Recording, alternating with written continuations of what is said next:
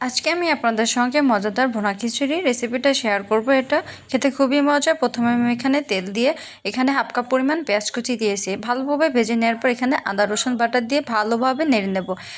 নেওয়ার পর এখানে 2 চামচ হলুদের গুঁড়া মরিচের গুঁড়া দিয়ে ভালোভাবে নেড়ে নেব। নেড়ে নেওয়ার পর এরপর যে আমি একটু পানি দিয়ে মশলাটা ভালোভাবে কষিয়ে নিব।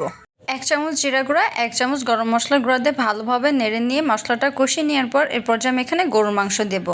দেওয়ার পর এখানে একটা তেজপাতা দারচিনি এলাচ দিয়ে স্বাদ মতন লবণ দিয়ে ভালোভাবে নেড়ে নেব। এভাবে 10 মিনিট ভালোভাবে কষিয়ে নেওয়ার পর এরপর যে আমি এখানে পানি দিয়ে দেবো। পানি দিয়ে আপনার অবশ্যই ঢাকনাতে ঢেকে মাংসটা সিদ্ধ করে নেবেন। মাংসটা যখন প্রায় হাফ সিদ্ধ মতন হয়ে আসবে এরপর যে আমি এখানে আগে থেকে চাল এবং ডাল ধুয়ে রেখেছিলাম সেটা দিয়ে দেবো। দেওয়ার পর ভালোভাবে নেড়ে নেব। নেড়ে নেওয়ার পর এরপর যে আমি এখানে গরম পানি দেবো। গরম পানি দিলে খিচুড়িটা তাড়াতাড়ি হয়ে যাবে। আপনি অবশ্যই গরম পানি দেওয়ার চেষ্টা করবেন। এরপর যে আমি এখানে রসুন এবং কয়েকটা কাঁচামরিচ দেবো।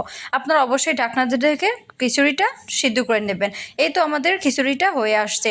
আপনারা একবার হলেও বাসায় ট্রাই করবেন। এটা খেতে খুবই মজা এবং অল্প সময়ের ভিতরে জিনিসটা তৈরি করা যায়।